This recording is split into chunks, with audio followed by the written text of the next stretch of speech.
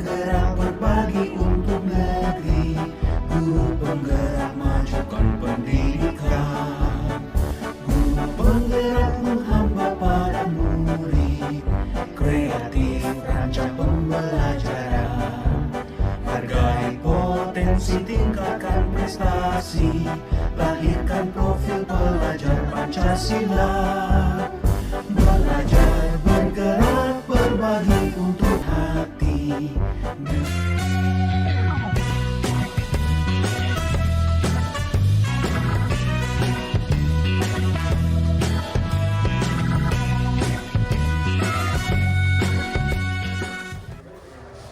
Bismillahirrahmanirrahim. Assalamualaikum warahmatullahi wabarakatuh.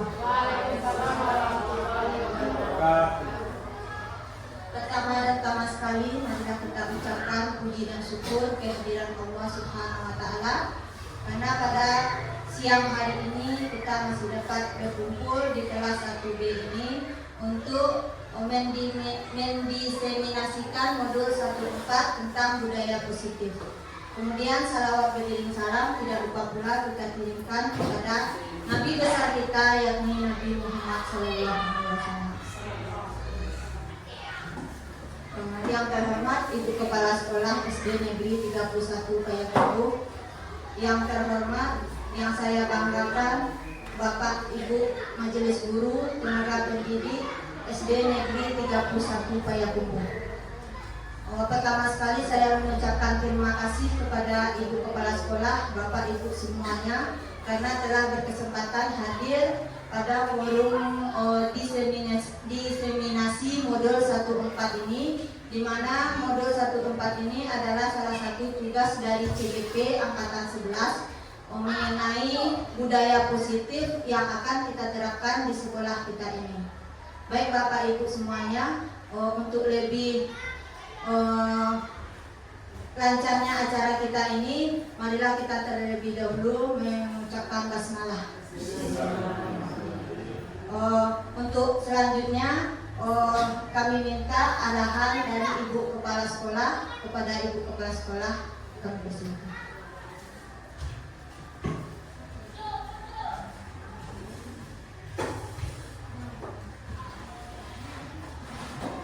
Bismillahirrahmanirrahim. Assalamualaikum warahmatullahi wabarakatuh.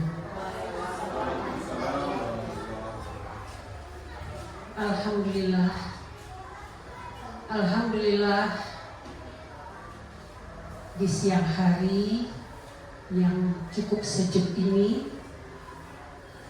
kita akan diberi izin oleh Allah Subhanahu wa taala untuk bisa berkumpul di ruangan kelas 1B dalam rangka kegiatan CGP, yaitu diseminasi modul 1.4 tentang budaya positif. Ini adalah lanjutan kedua dari guru-guru hebat SD 31 Payakumbuh dalam rangka mempersiapkan, mengenalkan budaya positif itu di hadapan kita bersama. Dan kita berharap apa materi dan perubahan yang ada pada CGP angkatan yang ke-11 ini bisa disampaikan atau diterapkan dalam kehidupan sehari-hari, terutama di SD Negeri 31 Payakumbuh. Selawat beserta salam kita kirimkan buat arwah junjungan kita Nabi besar Muhammad SAW, yang kepada beliaulah kita meminta syafaat di hari akhir nanti. Amin amin ya rabbal alamin. Bapak Ibu CGP,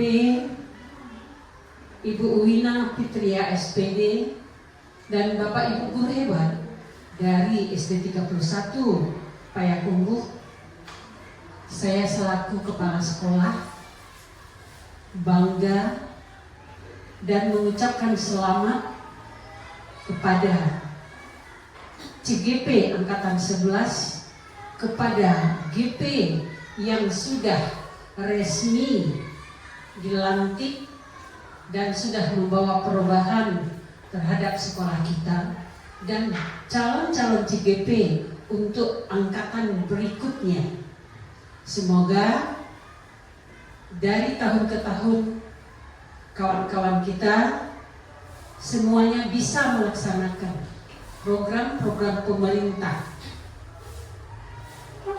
Untuk itu, marilah kita ikuti kegiatan pada siang hari ini dengan penuh semangat dan serius, supaya kita mendapatkan hikmah dan mendapatkan ilmu yang belum kita ketahui semuanya. Selamat kepada Bu Ina, silahkan dilanjutkan kegiatannya, mungkin sebagai arahan dari Ibu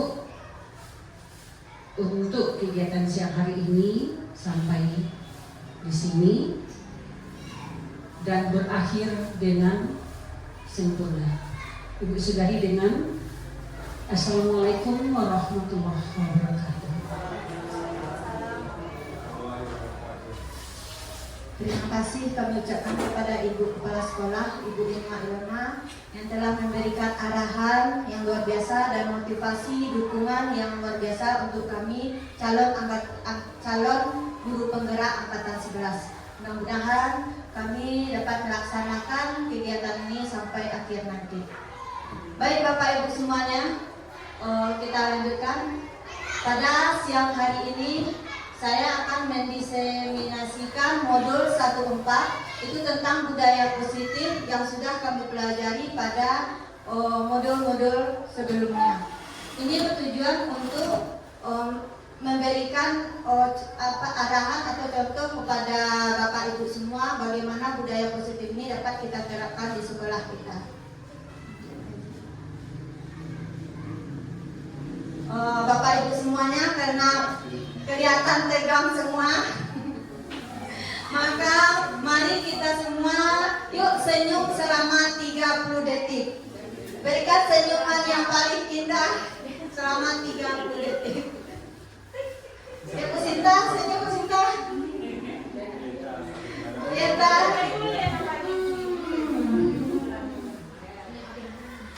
Sinta. Ya, senyum lepasnya selama 30 detik.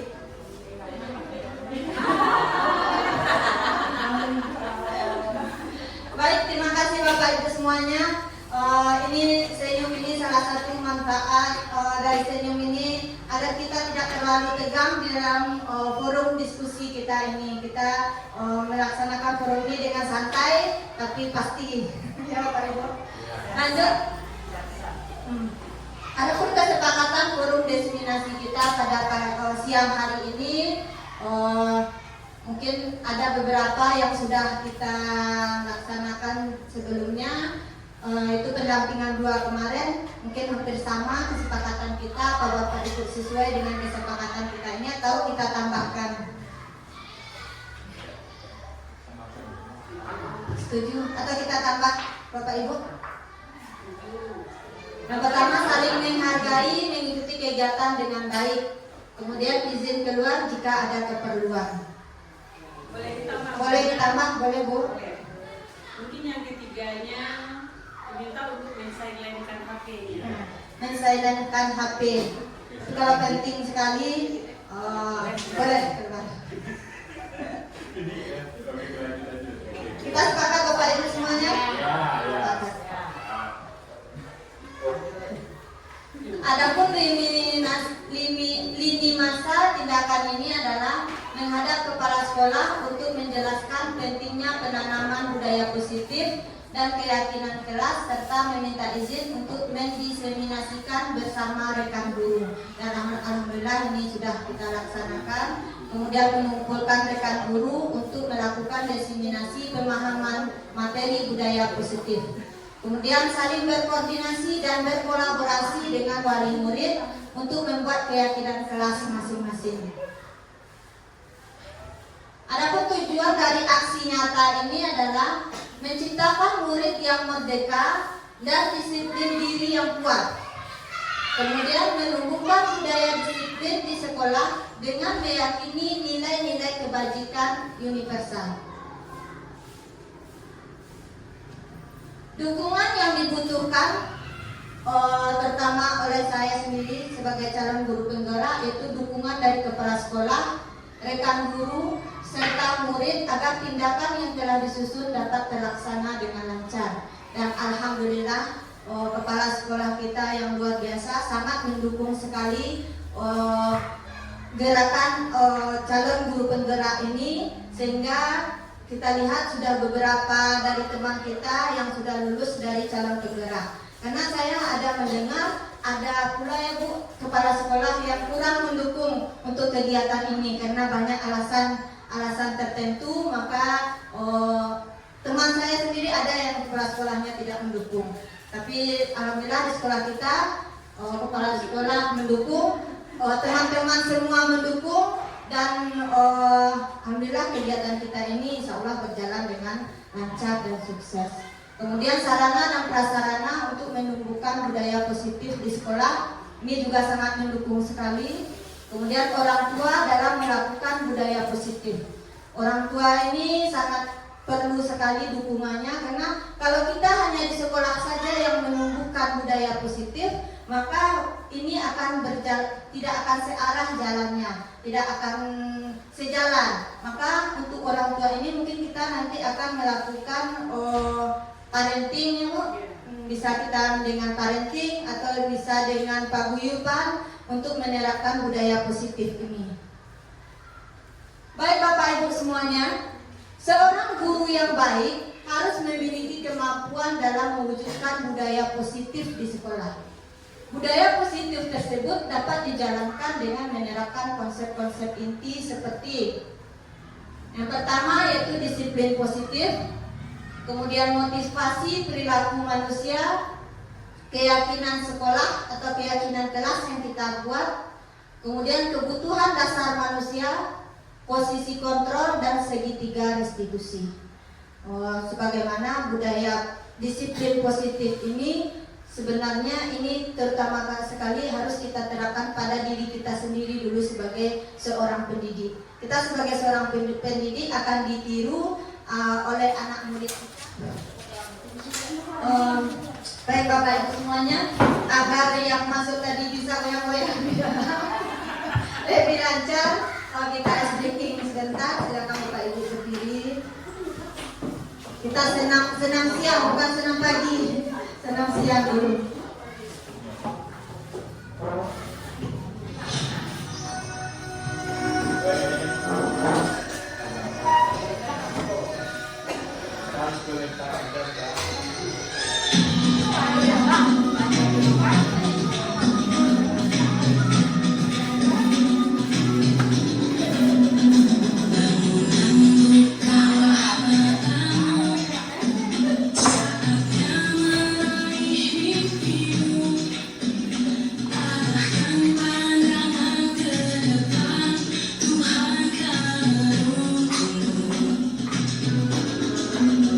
Sadar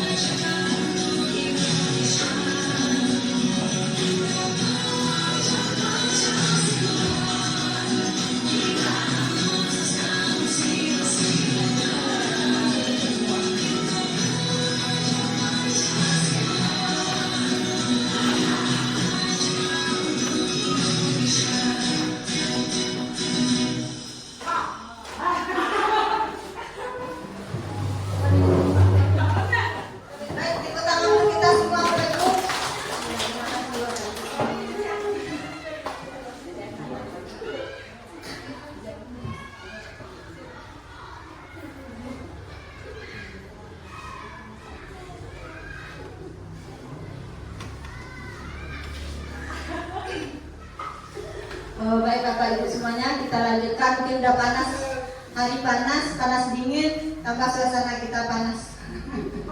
Tambah panas dingin. Baik Bapak Ibu, kita lanjutkan keyakinan keras, itu tentang keyakinan keras. Lanjut Pak Rezi. Mengapa keyakinan keras? Bukan mengapa keyakinan keras, mengapa tidak peraturan keras yang kita buat. Bagaimana Bapak Ibu semuanya? Mengapa kita memiliki peraturan tentang penggunaan helm pada saat mengendarai kendaraan roda 2 atau motor? Mengapa kita memiliki peraturan tentang penggunaan masker dan mencuci tangan setiap saat?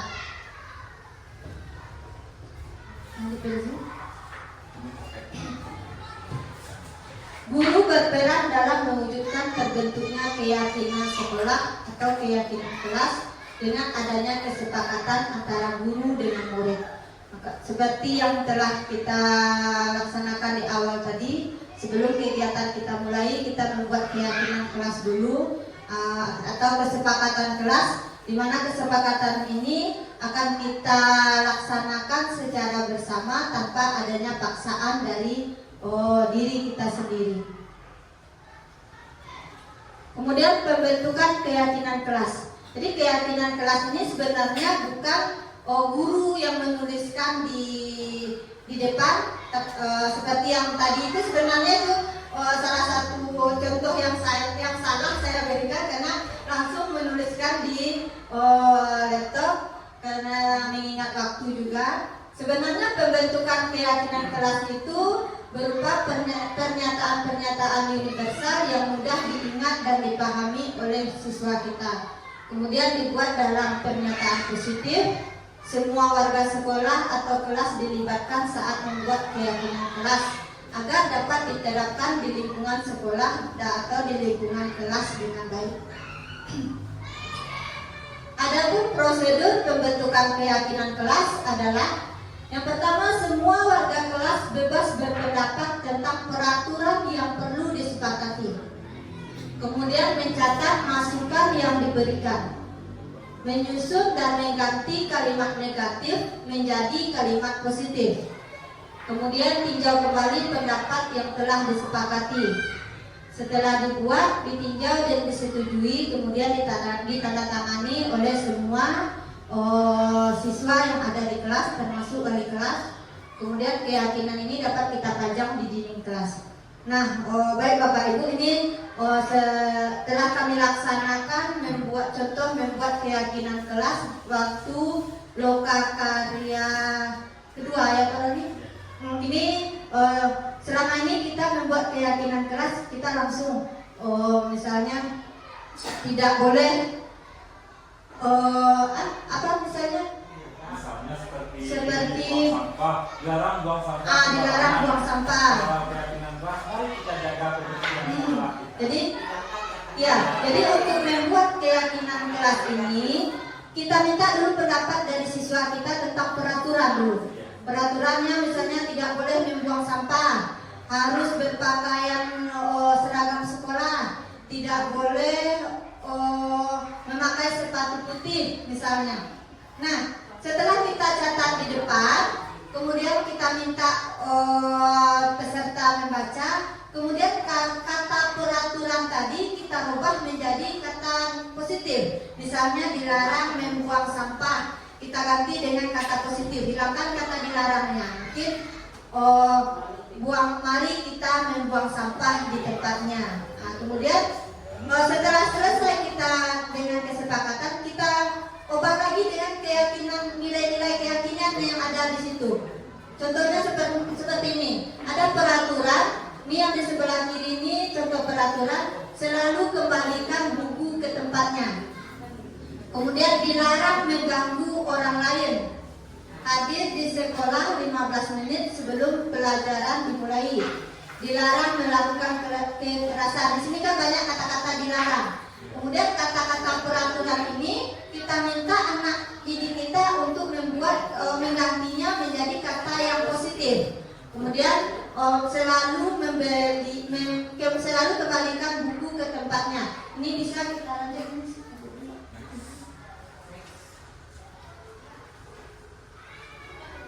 Nah, ini contoh keyakinan kelas. Jadi keyakinan kelas ini sama dengan nilai-nilai yang kita inginkan kepada peserta didik kita. Misalnya selalu kembalikan buku ke tempatnya. Ini nilai apa yang akan kita tanamkan pada peserta didik kita? Berarti keyakinan kelasnya tentang nilai tanggung jawab untuk meletakkan buku di tempatnya. Kemudian dilarang mengganggu orang lain. Dilarang mengganggu orang lain ini nilai apa yang kita terapkan kepada peserta didik kita? Itu nilai saling menghormati dengan orang lain. Misalnya di dalam kelas bisa kita tambahkan dengan kata-kata saling menghormati dengan teman, saling menyayangi misalnya. Bisa kita tambah. Kemudian hadir di sekolah 15 menit sebelum pembelajaran dimulai. Ini nilai tentang menghormati dan berkomitmen. Kemudian dilarang melakukan kekerasan, itu tentang keselamatan dan menghormati orang lain. Kemudian dilarang menggunakan narkoba. Narkoba ini kan berarti nilai tentang kesehatan pada diri peserta didik kita. Tapi alhamdulillah insyaallah di SD kita mungkin ini belum ya tidak apa kita tidak terapkan tentang narkoba ini. Kemudian mengganti atau menunggu giliran. Nah, ini sangat penting juga kita terapkan, terutama misalnya pada saat jam istirahat. Nah, budaya apa? Budaya menghormati orang lain, budaya bersabar. Karena kita lihat saat sekarang ini rasa sabar pada diri anak didik kita ini memang betul-betul sangat berkurang. Mereka terlalu ego atau egois pada diri mereka sendiri tanpa mementingkan lingkungan sekelilingnya. Ini entah salah kita sebagai pendidik, entah salahnya di rumah, entah salahnya di mana. Kita juga kewalahan kadang menghadapi anak yang tingkat kesabarannya memang sangat rendah saat sekarang ini. Nah, inilah yang akan kita terapkan kepada peserta didik kita, bagaimana sikap sabar ini bisa ada pada diri peserta didik kita sendiri. Kemudian menggunakan masker itu juga kesehatan, jangan berlari di kelas atau koridor, ini keselamatan. Ini memang sebenarnya kita sebagai pendidik ini memang banyak PR yang harus kita hadapi. Ini salah satunya, ini contohnya berlari di kelas. Kadang sudah setiap hari, setiap saat, setiap menit kita memberikan arahan kepada peserta didik kita, tapi yang namanya anak-anak ini memang berlari-lari ini memang hal yang luar biasa bagi mereka. Mengeluarkan keringat setiap hari itu memang mungkin kebutuhan bagi mereka. Tanpa mereka berlari mungkin mereka merasa diri mereka ini belum apa-apa. Mungkin itu bagi anak didik kita. Makanya akan kita coba menerapkan kepada anak didik kita bagaimana mereka bisa menjaga diri mereka dulu. Kemudian kalau sudah bisa mereka menjaga diri mereka, mungkin bagaimana menjaga diri temannya, bagaimana mereka tidak menyakiti temannya, tidak saling menyakiti temannya. Karena saya sangat merasakan di kelas 1 saat sekarang ini memang luar biasa. Anak-anak kita memang unik-unik semuanya. Bahkan biasanya kalau anak kita misalnya sudah kita beri tugas, misalnya yang sudah lancar membaca sudah diberi tugas, kemudian yang belum bisa membaca dipanggil ke depan untuk mengeja misalnya, itu biasanya suasana kelas hening, tenang. Tapi saat sekarang ini bahkan sudah di dalam kelas pun saya yang namanya manjat ke atas meja masih ada yang saat sekarang ini. Nah, itulah mungkin PR kita, bagaimana kita menanamkan budaya positif ini kepada peserta didik kita. Kemudian kebutuhan dasar manusia. Lanjut kita kepada kebutuhan dasar manusia. Ketika seorang murid melakukan suatu perbuatan yang bertentangan dengan diri mereka, dengan nilai-nilai kebajikan atau melanggar peraturan, hal itu sebenarnya dikarenakan mereka gagal memenuhi kebutuhan dasar mereka. Sama seperti kita, kalau kebutuhan dasar kita ada yang kurang satu saja misalnya, mungkin kita akan selalu memberontak. Kita akan selalu meminta atau mencari hal-hal negatif lain agar kebutuhan kita ini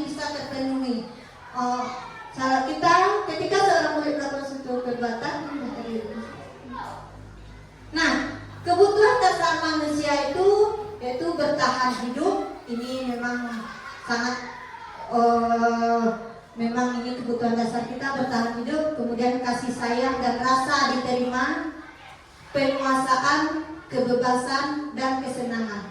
5 kebutuhan dasar manusia ini, satu aja yang kurang. Jangankan kepada anak didik kita, kepada diri kita sendiri satu aja yang kurang, mungkin kita merasa deba aku, ya Bapak Ibu, deba alego, banyak kata-kata yang kita ucapkan. Mungkin kita akan mencari perhatian dari yang lain, mungkin dengan bertahan hidup atau rasa kasih sayang yang kurang, apakah itu di rumah atau di sekolah. Kita sebagai guru di sekolah juga membutuhkan rasa kasih sayang, baik dari ibu kepala sekolah, baik dari teman-teman sejawat. Kita pasti membutuhkan rasa kasih sayang di dalam organisasi ini. Tanpa rasa kasih sayang, kita akan merasakan ketidaknyamanan berada di dalam suatu tempat itu. Nah, mungkin kemudian penguasaan, kebebasan, dan kesenangan.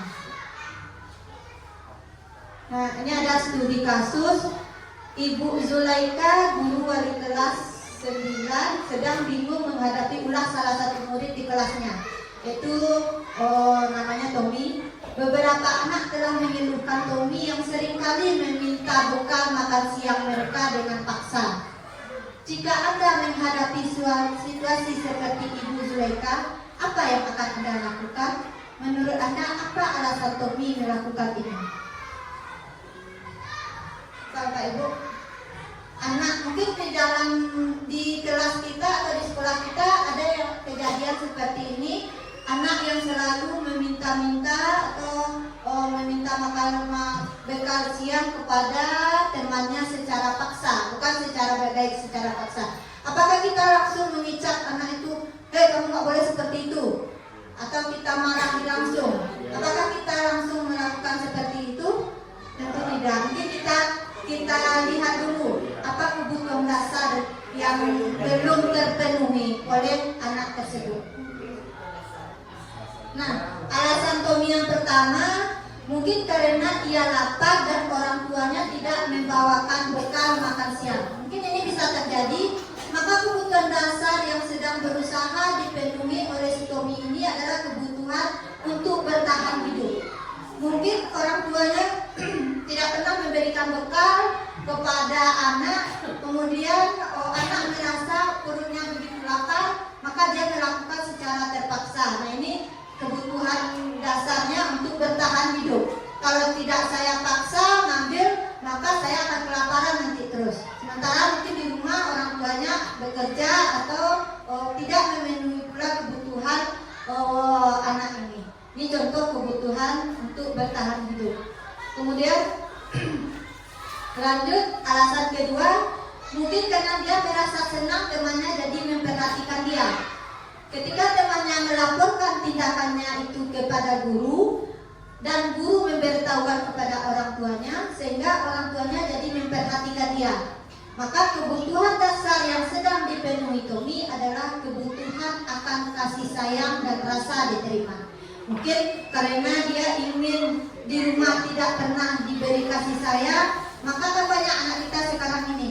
Mungkin di rumah, contoh saja pada diri kita sendiri, kita sebagai orang tua yang sibuk bekerja, kadang hari Minggu pun kita gunakan untuk kegiatan lain tanpa mendampingi anak. Mungkin anak kita sekarang ini di sekolahnya kelakuannya entah bagaimana pulang itu mencari perhatian pula dari teman-temannya. Nah, maka mungkin dari situlah mungkin guru memberitahukan kepada orang tua bahwa anak ini memang butuh kasih sayang.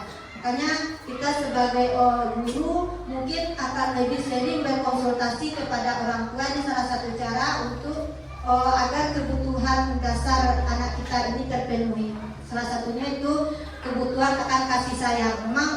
Memang mungkin ini ada salah satu dampak kepada siswa kita, karena kita sebagai orang tua sibuk untuk mencari atau bekerja sehingga anak kita sendiri kita abaikan. Nah, maka anak ini mencari kasih sayang dengan melakukan kegiatan-kegiatan yang negatif. Kalau kegiatan yang positif mereka lakukan, maka tidak diabaikan atau diperhatikan. Makanya dengan melakukan kegiatan yang negatif, misalnya memukul teman atau berkelahi, otomatis kita sebagai guru pasti memanggil anak tersebut. Nah, disitulah kita perlu berkonsultasi kembali kepada kedua orang tua. Kemudian alasan yang ketiga, karena temannya jadi takut dengan dia dan menuruti keinginannya, maka sebetulnya Tommy sedang berusaha memenuhi kebutuhan dasarnya akan kekuasaan. Jadi si Tommy ini ingin kekuasaan itu nampak bagi teman-temannya, maka mereka jadi temannya merasa takut. Takut ya si Tommy itu yang baik. Jadi dia untuk memenuhi kekuasaan, maka Tommy melakukan hal seperti tadi. Kemudian untuk memenuhi kebutuhan akan kebebasan, mungkin Tommy merasa bosan dengan bekal makanan yang dibawakan ibunya dari rumah, karena ibunya selalu membawakan bekal yang sama. Oleh karena itu dia ingin mencoba makanan teman-temannya yang beraneka ragam. Maka Tommy selalu sedang berusaha memenuhi kebutuhannya akan kebebasannya. Jadi kita sebagai orang tua pun mungkin untuk jika anak kita membawa bekal ke sekolah, mungkin kita variasikan. Kita sendiri mungkin kalau makan itu saja pasti bosan. Nah, makanya kita butuh akan kebebasan. Kemudian memenuhi kebutuhan akan kesenangan. Ini karena iseng saja, atau dia ingin menikmati ekspresi wajah teman-temannya yang kesal karena diambil makanannya, dan menurut dia ekspresi teman-temannya itu adalah lucu. Mungkin itu merupakan suatu kesenangan bagi anak didik kita. Kan ada anak didik kita, dia tak nakal, nggak jahat, tapi iseng sama kadang temannya lagi belajar dicolek sedikit, atau diambil pensil teman, atau diambil penghapus teman. Nah, bagi teman yang tidak suka, pasti itu akan menjadi risih bagi teman yang tidak suka. Maka itu mungkin setelah temannya mengadu ke guru, Bu, siapa jelek, Bu, dia kan ada anak kita yang tertawa. Sudah dibilang ke guru, malah dia tertawa. Berarti mereka ingin memenuhi kebutuhan mereka akan kesenangan pada diri mereka sendiri. Lanjut kita pada posisi kontrol restitusi atau posisi kontrol guru. Nah, di sini ada 5 posisi kontrol kita, yaitu guru sebagai penghukum, guru sebagai pembuat merasa bersalah, guru sebagai teman, guru sebagai pemantau, dan guru sebagai manajer. Nah, saat sekarang ini mungkin posisi kita berada pada yang mana Bapak Ibu? Semuanya bersama pada yang nomor 5. Alhamdulillah kalau seperti itu. Yang terutama pada nomor kita semua sudah berada pada kelima posisi, tapi yang lebih utama lebih dominan di nomor 1. Mungkin ini memang merubah cara kita sebagai penghukum ini memang mindset kita sebagai penghukum ini memang kalau dalam teori mungkin mudah, tapi setelah dipraktekkan memang sulit. Tapi inilah tantangan kita ke depannya untuk merubah hal ini. Kita sebagai guru tidak lagi sebagai penghukum, tapi kita berusaha sebagai guru yang sebagai manajer. Karena guru sebagai teman pun ternyata itu sebagai teman. Sekarang kan banyak guru-guru yang baru sekarang kan ada Bu, lo kawan di ibu. Nah, kan ada anak yang menganggap kita sebagai teman. Bu, kawan di ibu nih Bu. Kan ada anak kita lagi misalnya anak kelas 6 dengan guru-guru yang baru misalnya kan mereka mungkin merasa dekat, mereka merasa berteman.